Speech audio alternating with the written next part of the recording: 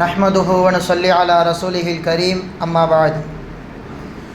கண்ணியத்திற்கும் பெரும் மதிப்பிற்கும் உரிய அல்லாஹ்வின் நல்லடியார்களே, சங்கை மிகுந்த சாலிஹீன்களே, அல்லாஹுடைய மாபெரும் கிருபையால் ரமலான் பிறை ஒன்றிலிருந்து இன்று வரைக்கும் ஒவ்வொரு தராவிய தொழுகைக்கு பிறகும் அன்று ஓதப்பட்ட ஜுசுவிலிருந்தும் சூறாக்களிலிருந்தும் ஏதேனும் ஒரு வசனத்தை எடுத்து அதில் உள்ள சம்பவங்கள், அதன் மூலமாக அல்லாஹு தஆலா என்னென்ன விஷயங்களை நமக்கு சொல்ல வருகின்றான், அதிலிருந்து நமக்கு பெற வேண்டிய படிப்பினைகள் என்ன என்பதை குறித்தெல்லாம் தினந்தோறும் பேசி வருகின்றோம், கேட்டு வருகிறோம். அல்ஹம்துலில்லாஹ். அதன் மூலமாக அல்லாஹு தஆலா நம்மிடையிலே மிகப்பெரிய ஒரு மாற்றத்தை ஏற்படுத்தி தருவானாக. அல்லாஹ் சுப்ஹானஹு தஆலா அதன் மூலமாக குர்ஆனை விளங்கக்கூடிய தௌஃபீக்கினை தருவானாக என்கின்ற நல்ல துஆவுடன் ஆரம்பம் செய்கின்றேன். இன்றைய தினமும் தராவீகிலே ஒரு சூரா ஓதப்பட்டது, சூரத்துல் முஜாதலா. அல்லாஹ் இந்த சூறாவிலே சொன்ன சில விஷயங்களை குறித்து தான் இன்று நாம் பேச போகின்றோம். ஹஸ்ரத் வருவதற்கு முன்பாக எவ்வளவு நேரம் கிடைக்கின்றதோ அல்ஹம்துலில்லாஹ் அதற்குள்ளாகவே பேசி முடித்து விடுகின்றேன். அல்லாஹு தஆலா நேரத்தில் பரக்கத் செய்வானாக. கண்ணியத்திற்குரியவர்களே, இந்த சூரத்துல் முஜாதலாவிலே அல்லாஹு தஆலா ஒரு மார்க்க சட்டத்தை நமக்கு சொல்லித் தருகின்றான். இது முதலாவது விஷயம். இரண்டாவது, ஒரு ஒழுக்கத்தை நமக்கு கற்றுத்தருகின்றான். இது இரண்டாவது விஷயம். மூன்றாவது, மார்க்க கல்வியை கற்பதினால் என்னென்ன சிறப்புகள் எல்லாம் கிடைக்கும் என்கின்ற விஷயத்தை சொல்லி காண்பிக்கின்றான். இந்த மூன்றை குறித்தும் தான் இன்றைய தினத்திலே நாம் செவிமடுக்க இருக்கின்றோம். சஹாபிய பெண்மணிகளிலே ஹவுலா பின்த் ஸஅலபா என்கின்ற ஒரு பெண்மணி இருந்தார்கள். அவர்களுடைய கணவன் ஔஸ் இப்னு சாமித். இருவரும் நல்ல ஒரு ஜோடி பொருத்தம் மிக்கவர்கள், நன்றாக வாழ்கிறார்கள். திடீரென ஔஸ் இப்னு சாமித் அவர்களுக்கு ஹவுலா பின் ஸஅலபா அவர்கள் மீது ஒரு கோபத்திலே ஒரு வார்த்தை விட்டு விடுகின்றார்கள். அன்த அலைய கலஹரி உம்மி, நீ எனக்கு என் தாயை போன்றவள் என்பதாக சொல்லிவிட்டார்கள். ஒரு மரியாதை நிமித்தமாக என் தாயை பார்ப்பதை போன்று உன்னை பார்க்கின்றேன், என் தாயின் அந்தஸ்தை போன்று உனக்கு நான் அந்தஸ்து கொடுக்கின்றேன் என்ற நோக்கத்தில் சொன்னால் பரவாயில்லை. ஒரு தாய் மகன் உறவு எப்படிப்பட்டதோ அந்த நினைப்பிலே இவர்கள் இப்படி ஒரு வார்த்தையை விட்டு விட்டார்கள். இப்படிப்பட்ட இந்த வார்த்தைக்கு அரபியிலே லிஹார் என்பதாக சொல்லப்படும். லிஹார் என்றால் எப்படி ஒரு தாயும் மகனும் ஒன்றாக இருக்க முடியாதோ அதே போன்று கணவன் மனைவி வேறு வேறாக மாறிவிடுவார்கள். இந்த லிஹார் என்கின்ற சட்டத்தை இந்த இடத்துல இவர்கள் அமல்படுத்தி விட்டார்கள். இதனை குறித்து ஹவுலா பின் ஸஅலபா ரலியல்லாஹு தஆலா அன்ஹா அவர்கள் ரசூலுல்லாஹி ஸல்லல்லாஹு அலைஹி வஸல்லம் அவரிடத்தில் சென்று முறையிடுகிறார்கள். யா ரசூலல்லாஹ், எனது முடிகள் நிறைத்து விட்டன, தோள்கள் சுருங்கி விட்டது, வயது ஆகிவிட்டது. இந்த சமயத்தில் இப்படி ஒரு பிரச்சனை எங்களுக்கு மத்தியில் ஏற்பட்டு விட்டது. யா ரசூலல்லாஹ், மீண்டும் நாங்கள் இணைந்து வாழ வேண்டும், இதற்கு வழி என்ன என்பதாக கேட்கிறார்கள். இப்படியே தொடர்ந்து இந்த பேச்சு போய்கொண்டே இருக்கின்ற பொழுது இந்த ஒரு பெண் விஷயத்திற்காக வேண்டி மட்டுமே அல்லாஹு தஆலா இந்த சூரத்துல் முஜாதலா என்கின்ற இந்த சூறாவிலே ஒரு பக்க அளவிற்கு விளக்கத்தை தருகின்றான். அதுதான் இன்று ஓதப்பட்டது. கத சமி அல்லாஹு கௌலல்லதி துஜாதிலுக ஃபீ ஸௌஜிஹா வ தஷ்தகி இலல்லாஹ் வல்லாஹு யஸ்மஉ தஹாவரகுமா. தன் கணவன் சம்பந்தப்பட்ட விஷயத்தில் அந்த பெண்மணி உங்களோடு பேச்சுவார்த்தைக்கு வருகின்றார்கள். அல்லாஹ் என்ன நடந்தது, அவர்கள் என்ன பேசுகிறார்கள் என்பதை குறித்து தெளிவாக அல்லாஹு தஆலா கேட்டுவிட்டான். அல்லாஹ் அதற்கு தெளிவான ஒரு விளக்கத்தை உங்களுக்கு தருவான் என்பதாக அந்த வசனம் இறக்கப்படுகின்றது. இப்படி அல்லாஹு தஆலா சொல்லிவிட்டு அதற்கான பரிகாரத்தையும் சொல்கின்றான். யார் ஒருவர் கணவன் மனைவிக்கு மத்தியில் இப்படி ஒரு வார்த்தையை விட்டு விடுகின்றார்களோ அவர் என்ன செய்ய வேண்டும்? ஒரு அடிமையை உரிமை விட்டுவிட வேண்டும். ஒரு அடிமையை உரிமை விட்டுவிட வேண்டும். அது முடியவில்லையானால் 60 நாட்கள் 2 மாதங்கள் நோன்பு வைக்க வேண்டும். அதுவும் வைக்க ஒருவருக்கு சாத்தியம் இல்லையானால் 60 பேருக்கு சாப்பாடு கொடுத்து பரிகாரத்தை நிவர்த்தி செய்துவிட வேண்டும் என்பதாக அல்லாஹ் சுப்ஹானஹு வ தஆலா வசனத்தை இறக்குகின்றான். இந்த ஒரு பெண்மணி விஷயத்திற்காக வேண்டி மட்டுமே அந்த சூரத்துல் முஜாதலாவில் ஒரு பக்க அளவிற்கு இந்த சம்பவங்களை அல்லாஹு தஆலா சொல்லி காண்பிப்பான். இதன் மூலமாக நமக்கு நிறைய படிப்பினைகள் இருக்கின்றது. இதற்கு முன்னால் வரைக்கும் லிஹாரை குறித்து குர்ஆனிலே எந்த ஒரு இடத்திலுமே வரவில்லை. இந்த இடத்தில்தான் முதலாக அல்லாஹு தஆலா சொல்லி காண்பிக்கின்றான். அந்த ஒரு பெண்மணியின் மூலமாக அவ்விருவருக்கு மத்தியில் ஏற்பட்ட அந்த கசப்பின் காரணமாக இந்த இடத்துல ஒரு ஷரியத் சட்டங்கள் மனித சமூகத்திற்கு எடுத்து வைக்கப்படுகின்றது. மட்டுமல்ல, இந்த வசனம் இறங்கியதற்கு பின்னால் இந்த பெண்ணிற்கான கண்ணியம் மக்களுக்கு மத்தியிலே கூடிவிட்டது. ஒரு நாள் உமர் ரலியல்லாஹு தஆலா அன்ஹு அவர்கள் போய்கொண்டே இருக்கின்ற பொழுது நிறுத்தி அந்த பெண்மணி பேசுவார்கள். அமீருல் முஃமினீன், உங்களை ஆரம்பத்திலே உமைர் என்பதாக அழைப்பார்கள், செல்லமாக அழைப்பார்கள். உங்களை உமர் என்பதாக அழைப்பார்கள். இப்போது நீங்கள் ஹலீஃபாவாக ஆகிவிட்டீர்கள், அமீருல் முஃமின் என்பதாக அழைப்பார்கள். இப்படியெல்லாம் இந்த பெண்மணி பேசிக்கொண்டே இருக்கிறார்கள். மணிக்கணக்கில் தெருவில் வைத்து பேசிக்கொண்டிருக்கிறார்கள். கூட வருகின்ற சஹாபாக்கள் எல்லாம் சொல்கிறார்களாம், ஏன் இந்த கிழவியினுடைய பேச்சுக்கு நீங்கள் மதிப்பளிக்க வேண்டும்?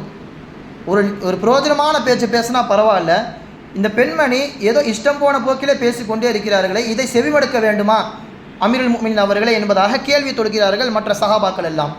அப்போ உமர் ரலியல்லாஹு தஆலா சொன்ன வார்த்தை இது, இந்த பெண்ணுக்கு நான் மட்டும் செவிமடுக்கவில்லை, இந்த பெண் கேட்ட கேள்விக்கு 7 வானத்திற்கும் அப்பால் இருக்கின்ற அல்லாஹ் சுப்ஹானஹு வ தஆலாவே செவிமடுத்து ஒரு பக்க அளவிற்கு விளக்கம் தந்திருக்கின்றானே. உலகத்தின் இரட்சகனாக அல்லாஹ் அந்த பெண்ணுடைய பேச்சை கேட்கின்ற பொழுது அந்த பெண்மணி பேச ஆரம்பித்தால் நான் இப்போது மட்டும் கிடையாது, மாலை வரைக்கும் அந்த பெண்ணுடைய பேச்சை கேட்டுக்கொண்டே இருப்பேன், குறுக்கீடு செய்ய மாட்டேன். ஒருவேளை இடையில 5 நேர தொழுகைகள் வந்துவிட்டால் அதற்காக வேண்டி மட்டும் நான் சென்று விட்டு மீண்டும் அந்த பெண்ணின் பேச்சை கேட்க வந்துவிடுவேன் என்று சொல்வார்கள் ஹஸ்ரத் உமர் ரலியல்லாஹு தஆலா அன்ஹு அவர்கள். அந்த அளவிற்கு அந்த பெண்ணிற்கும் சமூகத்திற்கும் மத்தியில் மிகப்பெரிய ஒரு அந்தஸ்தை அல்லாஹ் சுப்ஹானஹு வ தஆலா இந்த லிஹார் என்கின்ற சட்டத்தின் மூலமாக நமக்கு உணர்த்தி காண்பித்தான். மட்டும் கிடையாது, இஸ்லாமிய மார்க்கத்தில் நீங்கள் பாருங்கள், யாரேனும் ஏதேனும் ஒரு தவறு செய்து விட்டால் மார்க்கம் அதற்கு பதிலாக சொல்கின்ற பரிகாரம் என்ன? உரிமை விடுங்கள். உங்கள் ஒருவருக்கு மத்தியில் ஏற்றத்தாழ்வுகள் இருக்கக்கூடாது, எல்லோருமே சமம். எனவே அடிமைத்தனத்தை ஒழிக்க வேண்டும் என்கின்ற நோக்கத்திலே மனிதன் என்ன தவறு செய்தாலும் உரிமை விடுவதை அல்லாஹ் தஆலா முதலில் அங்கே முற்படுத்துவான். குல்லுக்கும் ஆபீதுல்லா வ குல்லு நிசாஇக்கும் இமா உல்லா. உங்கள் அனைவருமே, ஆண்கள் அனைவருமே அல்லாஹ்விற்கு தான் அடிமைகள், உங்கள் பெண்கள் அனைவருமே அல்லாஹ்க்கு தான் அடிமைகள், உங்களுக்கு மத்தியில் அடிமைத்தனம் இருக்கக்கூடாது என்கின்றதை அல்லாஹ் தஆலா ஒழிக்க வேண்டும் என்று அவ்வப்போது இது மாதிரி பிரச்சனைகள் வருகின்ற பொழுதெல்லாம் உரிமை விடுங்கள் என்பதாக அல்லாஹ் தஆலா சொல்லிக்கொண்டே இருப்பான். இரண்டாவது விஷயம், ஏழைகளை வாழ வைப்பது நாம் செய்கின்ற தவறுகளுக்கு பரிகாரம். நீங்கள் ஒரு தவறு செய்து விட்டீர்களா, ஏழைக்கு உணவளியுங்கள். அது ஒரு ஏழைக்கு 60 நாட்கள் நீங்கள் கொடுத்தாலும் சரி, அல்லது 60 ஏழைக்கு 60 நாளைக்கு நீங்கள் கொடுத்தாலும் சரி, ஆக மொத்தம் உங்கள் பாவங்கள் கழிய வேண்டுமா, உங்கள் சுமைகள் குறைய வேண்டுமா, நீங்கள் ஏழைகளுக்கு உணவளியுங்கள் என்பதாக அல்லாஹ் சுப்ஹானஹு வ தஆலா இந்த வசனத்தின் மூலமாக நமக்கு சொல்லி காண்பிக்கின்றான். இது முதலாவதாக மார்க்க சட்டத்தை குறித்து இந்த சூறாவில் நாம் தெரிந்து கொண்ட விஷயம். இரண்டாவது, அல்லாஹ் தஆலா ஒழுக்கத்தை குறித்து சொல்கின்றான். ஒரு சபையில் எப்படி அமர வேண்டும், ஒரு சபையில் ஒரு முஃமின் இன்னொரு முஃமின் வந்தால் எந்த அளவிற்கு தன்னுடைய நடவடிக்கைகளை மாற்றிக்கொள்ள வேண்டும் என்பதை குறித்து தான் அல்லாஹ் தஆலா அதே சூறாவிலே மீண்டும் சொல்லி காண்பிக்கின்றான். அது என்ன சம்பவம்? ஒரு ஜும்மா பொழுதிலே ஸல்லல்லாஹு அலைஹி வஸல்லம் அவர்கள் சுஃபா என்கின்ற அந்த திண்ணையிலே அமர்ந்து சஹாபா பெருமக்களிடம் பேசி கொண்டிருக்கிறார்கள். அந்த சமயத்திலே பத்ர் சஹாபாக்கள் வருகை தருகின்றார்கள். நீங்கள் எல்லாம் அந்த பத்ர் சஹாபாக்கள் அந்த பயானிலே கேட்டிருப்பீர்கள். சஹாபாக்களில் பத்ர் சஹாபாக்களுக்கு என்று ஒரு தனி இடம். அவர்கள் வந்தால் அந்த சபையை மாறிவிடும், அவர்களுக்கு இடம் கொடுத்து விட்டு மற்றவர்களெல்லாம் எழுந்து விடுவார்கள். அந்த அளவிற்கு பத்ர் சுஹாதாக்களுக்கு, பத்ர் சஹாபாக்களுக்கு மார்க்கம் மிகப்பெரிய ஒரு முக்கியத்துவத்தை கொடுத்திருக்கிறது. அப்போ இந்த சுஃபா என்கின்ற அந்த திண்ணையிலே அமர்ந்து ஸல்லல்லாஹு அலைஹி வஸல்லம் அவர்கள் பயான் செய்து கொண்டிருக்கிறார்கள். சஹாபாக்கள், பத்ர் சஹாபாக்கள் வந்து கொண்டிருக்கிறார்கள். சலாம் சொல்கிறார்கள், பதில் சலாம் சொல்லப்படுகிறது. அங்குள்ள மக்களுக்கும் சலாம் சொல்கிறார்கள், பதில் சலாம் சொல்லப்படுகிறது. ஆனால் நின்று கொண்டே இருக்கிறார்கள், அமர்ந்தவர்கள் எழுந்திருக்கவில்லை. இந்த ஒரு நிகழ்வை கண்டவுடன் ஸல்லல்லாஹு அலைஹி வஸல்லம் அவர்களுக்கு வாய் திறந்து கேட்கவும் கஷ்டமாக இருக்கிறது. அவர்கள் வந்து விட்டார்கள், நீங்கள் கொஞ்சம் இடம் கொடுங்களேன் என்று சொல்வதற்கும் ஸல்லல்லாஹு அலைஹி வஸல்லம் அவர்கள் தயக்கப்பட்டார்கள். அதை முகத்திலே புரிந்து கொண்ட மற்ற சஹாபாக்கள், பதிலே கலக்காத மற்ற சஹாபாக்கள் எல்லாம் என்ன செய்தார்கள்? இருப்பவர்களை எழுப்பி விட்டு விட்டார்கள். எல்லாரும் எந்திரிங்க, சஹாபாக்கள், அந்த சஹாபாக்கள் அமரட்டும் என்று எந்த அளவிற்கு அவர்கள் வந்தார்களோ அந்த சஹாபாக்கள் எண்ணிக்கை அளவிற்கு இருப்பவர்களை கிளப்பி விட்டார்கள். இப்போ இது உட்கார்ந்த சஹாபாக்களுக்கும் பிரச்சனை ஆயிடுச்சு. அது என்ன, அவங்க வந்த உடனே நம்ம எந்திக்கணுமா என்கின்ற ஒரு மனக்கசப்பு இப்படி இருதரப்பு மக்களுக்கு மத்தியில் ஏற்பட்ட பொழுதுதான் அல்லாஹ் சுப்ஹானஹு வ தஆலா இப்படி ஒரு வசனத்தை இறக்குகிறான். யா அய்யுஹல்லதீன ஆமனு இதா கீல லக்கும் தஃபஸ்ஸஹு ஃபில் மஜாலிஸி ஃபஃப்ஸஹு யஃப்ஸஹில்லாஹு லக்கும்.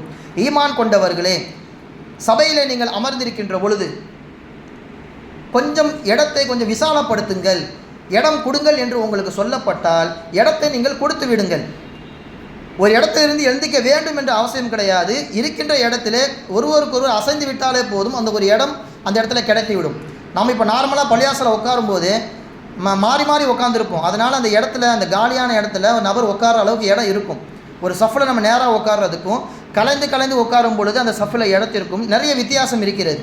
அந்த மாதிரி சஹாபாக்கள் அங்கே உட்கார்ந்துருந்தாங்க. கொஞ்சம் அவங்க நவுந்திருந்தாங்க அப்படின்னா மற்ற சஹாபாக்களால் உட்கார முடியும். இவங்க எந்த விதமான அசைவும் காட்டாமல், அந்த அட்ஜஸ்ட்மெண்ட்டும் இல்லாமல் அப்படியே கண்டுக்காதவர்களை போன்று இருந்தார்கள். எனவே மற்ற சஹாபாக்கள் எழுப்பி விட்டார்கள். இதனை குறித்து தான் அல்லாஹ் சுப்ஹானஹு வ தஆலா சொல்கின்றான், நீங்கள் பொதுவாகவே சபைகள் யார் அமர்ந்தாலும் அந்த சபையில் வருபவருக்கு நீங்கள் அசைந்து கொடுக்க வேண்டும், நீங்கள் கொஞ்சம் அசைந்து அவர்களை அமர வைக்க வேண்டும் என்பதாக அல்லாஹ் சுப்ஹானஹு வ தஆலா இங்கு வசனத்தை இறக்குகின்றான். எனவே ஒரு சபையில் ஒரு முஸ்லீம் வந்தால் இடம் இருக்கிறதோ இல்லையோ, அவரை பார்ப்பவர்கள் யாராக இருந்தாலும் இடத்துல கொஞ்சம் அசைய வேண்டும். ஸல்லல்லாஹு அலைஹி வஸல்லம் அவங்க எதனா ஒரு சஹாபி வராங்க அப்படின்னா இடம் தாராளமாக இருக்கும். ஆனால் வந்தாங்கன்னா வாங்க வாங்க உட்காருங்க என்பதாக சொல்லி வரவேற்பாங்க. அந்த இடத்துலேருந்து கொஞ்சம் நவுருவாங்க.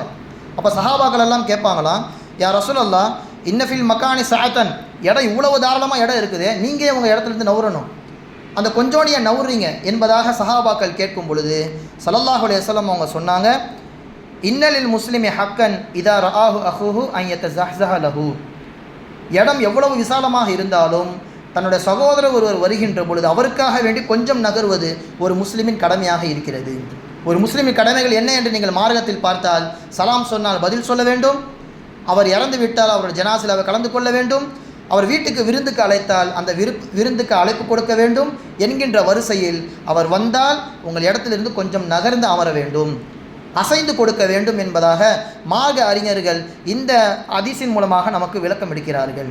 கண்ணியத்திற்குரியவர்களே, உமர் ரலியல்லாஹு தஆலா அன்ஹு அவர்கள் சொல்லி காட்டுவார்கள், ஒரு மனதில் நீங்கள் அன்பை சம்பாதிக்க வேண்டுமா, உங்கள் மீது அவர் நேசம் கொள்ள வேண்டுமா, நான் சொல்கின்ற 3 விஷயத்தை நீங்கள் பற்றி பிடித்துக் கொள்ளுங்கள் என்பதாக சொல்கிறார்கள். முதலாவது, எப்போது பார்த்தாலும் ஒரு முஸ்லிமை கண்டவுடன் முதலில் நீங்கள் சலாம் சொல்லுங்கள். நீங்கள் முதலில் சலாம் சொல்லும் பொழுது நாம் அவரிடம் சொல்லவில்லையே, அல்லது இவர் பார்த்தாலே முதலில் சலாம் சொல்லி விடுவாரே, நாம் முந்தி விடுவோம் என்று அமல்களில் உங்களுக்கு மத்தியிலே போட்டிகள் வரும். அந்த போட்டி உங்களுக்கு அன்பை ஏற்படுத்தும். எனவே சலாம் சொல்லுங்கள் என்பதாக உமர் ரலியல்லாஹு தஆலா அன்ஹு அவர்கள் சொல்லி காண்பிக்கிறார்கள். இது முதலாவது. இரண்டாவதாக, அவருக்கு எந்த பேரை அழைத்து கூப்பிட்டால் அவருக்கு பிடிக்குமோ அந்த பேரை வைத்து அழையுங்கள். ஸல்லல்லாஹு அலைஹி வஸல்லம் அவங்க ஆயிஷா ரலியல்லாஹு தஆலா அவங்கள பார்த்தாங்க அப்படின்னா ஆயிஷ் என்பதாக கூப்பிடுவார்கள், யா ஆயிஷ். இன்னும் சில சஹாபாக்கள் இருக்கிறாங்க, அவங்களெல்லாம் செல்ல பேரை வச்சு தான் ரசூல் அழைப்பாங்க. அனஸ் என்பதை உனைஸ் என்பதாக கூப்பிடுவார்கள். இப்படியெல்லாம் செல்ல பெயர்களை வைத்து அழைக்கின்ற பொழுது அவர் மனதில் இடம் பிடிப்பதற்கு இது ஒரு காரணமாக அமைந்துவிடும். எனவே செல்ல பெயர்களை வைத்து நீங்கள் அழையுங்கள் என்பதாக சொல்கிறார்கள் உமர் ரலியல்லாஹு தஆலா அன்ஹு அவர்கள். மூன்றாவது தான் இந்த செய்தி, யாரேனும் வந்தால் அமர்ந்த இடத்தில் அப்படியே அமர்ந்திருக்காமல் கொஞ்சம் அசைந்து கொடுங்கள், அது அவருக்கு அன்பை ஏற்படுத்தும் என்பதாக சொல்லி காண்பிக்கிறார்கள் ஹஸ்ரத் உமர் ரலியல்லாஹு தஆலா அன்ஹு அவர்கள். இப்போ இந்த இடத்துல நம்ம இன்னொரு விஷயத்தையும் புரியணும். இருக்கிற இடத்துல இருந்து எழுந்துட்டு அந்த இடத்துல ஒருத்தரை அமர வைக்கக்கூடாது. அது அவருக்கான ஹக்கான இடம் தான். அந்த இடத்த விட்டு அவர் எந்திரிச்சிட்டு இவரை உட்கார வைக்கணும் என்பது மார்க்கம் எங்கேயும் சொல்லவில்லை. அது அவருக்கான இடம், கொஞ்சம் நகர்ந்து உட்காரணும் என்பது தான் மார்க்கம் இங்கே சொல்கின்ற முக்கியமான செய்தி.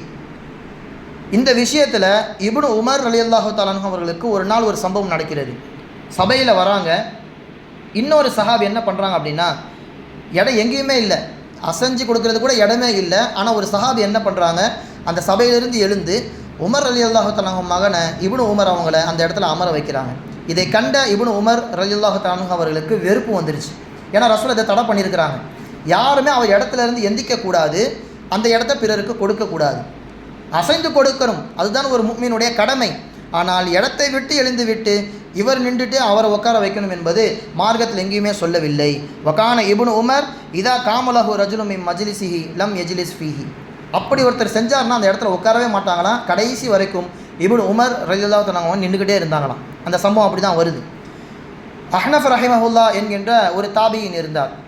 இவருடைய வாழ்க்கையிலேயும் இந்த சபை சம்பந்தப்பட்ட ஒழுக்கங்கள் நிறைய நம்ம பார்க்கலாம். இவர் மிகப்பெரிய ஒரு மார்க்க மேதை. இவர் எப்போதுமே மக்களுக்கு மத்தியிலே மார்க்க சட்டங்களையும் இஸ்லாமிய ஷரியத்துடைய எல்லா விதமான ஒழுங்குகளையும் சொல்லக்கூடிய நபர். இவர் வாழ்க்கையில் ஒரு சம்பவம் நடக்கிறது. இதை சொல்பவர் அஸ்மாயி என்பவர். இந்த சம்பவத்திற்கு மிகவும் காரணமாக இருப்பது அஹ்னஃப் என்கின்ற ஒரு தாபிஇ. இவரை பார்க்க யாரேனும் வந்தால் இதா அதாஹு இன்சானுன் வஸ்ஸஅலஹு, இவர் யாரேனும் பார்க்க வந்தால் அந்த சபையில் இவர் விசாலத்தை ஏற்படுத்துவார், கொஞ்சம் நகர்ந்து அமருவார், இதனால் மிகப்பெரிய ஒரு இடம் கிடைக்கும். ஃபஇல்லம் யஜித் மௌலிஅன் தஹர்ரக, அப்படி அமர்வதற்கு இடமே கிடைக்கவில்லையானாலும் இவர் என்ன செய்வார், கொஞ்சம் நகர்ந்து காமிப்பார். பார்க்குறவருக்கு இவர் இடம் கொடுக்குறாரு போல என்று தெரிகின்ற அளவிற்கு சபையில் ஒரு அசைவை கொடுப்பார். லியுரியஹு ஐ வசியாலஹு, பார்ப்பவருக்கு இதன் மூலமாக மனதில் ஒரு நல்ல எண்ணம் தோன்றும். என்ன, இவர் நமக்காக வேண்டி இடத்த கொடுக்கலாம்னு சொல்லி பாடுபடுறாரு, ஆனால் இடம் கிடைக்கல போல என்று இவர் மனதில் நினைப்பதும் அவருக்கு துவாவாக மாறிவிடும். எனவே தான் இதை செய்கிறேன் என்பதாக அஹ்னஃப் ரஹிமஹுல்லா அவர்கள் சொல்லி காட்டுவார்கள். எனவே ஒரு சபை என்று நாம் இருக்கின்ற பொழுது அப்படியே அந்த இடத்திலே அமராமல் வருபவர்களுக்கு இடம் கொடுக்க வேண்டும் என்பதை இந்த இடத்திலே அல்லாஹ் சுப்ஹானஹு தஆலா இந்த வசனத்தின் மூலமாக நமக்கு சொல்கின்ற ஒரு ஒழுங்கு மட்டும் கிடையாது. ஒரு சபையிலே அமர்கின்ற பொழுது எங்கே அமரலாம்? முன்னால் அமரலாம், நடுவில் அமரலாம், கடைசிலேயும் அமரலாம். ஆனால் அல்லாஹ்வின் அருள் எங்கே இருக்கின்றது? முதல் சஃபிலே அல்லது முதல் வரிசைகளில் இருப்பவர்களுக்கு அல்லாஹ் சுப்ஹானஹு தஆலா அருள் அதிகமாக கிடைக்கிறது. ஒரு நாள் 3 சஹாபாக்கள் வருகிறார்கள் பெருமானாரின் சபைக்கு. முதலே வந்த நபர் முன்னாடி இடம் இருக்குது என்பதாக நினைத்து கொஞ்சம் கொஞ்சமாக தாண்டி முதல் சஃபில் வந்து அமர்ந்துட்டார். இரண்டாவது வந்த அந்த சஹாபி அவ்வளவு தூரம் போக முடியலை, அத்தனை பேரை தாண்டிட்டு போகணுமா என்று நினைத்து நடுவிலேயே அமர்ந்து விட்டார். மூன்றாவது ஒரு சஹாபி எதுக்கு நம்ம அமர்ந்துட்டு கடைசியில் அமரணுமா என்பதாக நினைத்து மஜ்லிஸை விட்டே போய்விட்டார். இந்த 3 நபர்களை குறித்தும் ரசூலுல்லாஹி ஸல்லல்லாஹு அலைஹி வஸல்லம் அவர்கள் சொல்கிறார்கள், 3 நபர்கள் இந்த மஜ்லிஸிற்கு வந்தார்கள். அதில் முதல் நபர் அல்லாஹ்வுடைய அருளை பெற வேண்டும் என்று அத்தனை நபர்களை கடந்து வந்து முதல் சஃபிலே அமர்ந்தார். அல்லாஹும் அவரை அணைத்து கொண்டான், இவரும் அவரை அணைத்து கொண்டார். அல்லாஹ்வின் அருளிலே இவர் ஐக்கியமாகிவிட்டார். இரண்டாவது நபர் வருவதற்கு கூச்சப்பட்டு நடுவிலேயே அமர்ந்து விட்டார். இவரும் நன்மையை விட்டு விலகவில்லை, இவரும் அல்லாஹு தஆலா அணைத்து கொண்டான், அவரும் அல்லாஹு தஆலாவை அழைத்து கொண்டார். கடைசியாக உள்ளவர் அல்லாஹ்வின் அருளே வேண்டாம் என்று அல்லது எதற்கு அமர வேண்டும் என்று நினைத்துவிட்டு மஜ்லிஸை விட்டே போய்விட்டாரே, அவரும் மஜ்லிஸை புறக்கணித்தார், அல்லாஹும் அந்த மஜ்லிஸை அவரை புறக்கணித்து விட்டான் என்பதாக சொல்வார்கள் ரசூலுல்லாஹி ஸல்லல்லாஹு அலைஹி வஸல்லம் அவர்கள். அதனால தான் ஒவ்வொரு தடவையும் ஒரு மஜ்லிஸை நம்ம பார்க்கும்போது முன்னாடி வாங்க என்பதாக சொல்கிறோம். இடைவேளை பூர்த்தி செய்யணும். எந்த அளவிற்கு நாம் முன்னால் வருகின்றோமோ அந்த அளவிற்கு அல்லாஹ் சுப்ஹானஹு தஆலா அருளிலே நம்மை நெருக்கமாக ஆக்கிக் கொள்கிறான் என்பது பொருள்.